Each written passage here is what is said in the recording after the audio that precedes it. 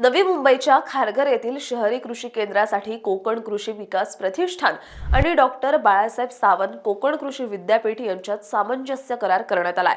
या करारानुसार शहरी शेती, नैसर्गिक शेती आणि कौशल्य विकासाला चालना देण्यात येणार आहे। नवी मुंबई महानगर विकास प्राधिकरणाने अर्थात सिडकोने उच्च दाब वाहिन्यांच्या खालील मोकळ्या जमिनीवर हरित क्षेत्र विकसित करण्याचं धोरण मागील काही वर्षांपासून स्वीकारलंय।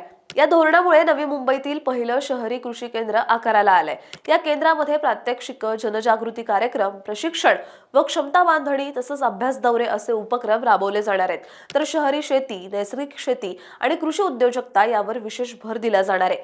खारघर सेक्टर 5 मधील उत्सव चौकाजवळील जमीन सिडकोने 2008 साली कोकण कृषी विकास प्रतिष्ठान यांना नर्सरी व कृषी माहिती केंद्रासाठी दिली होती।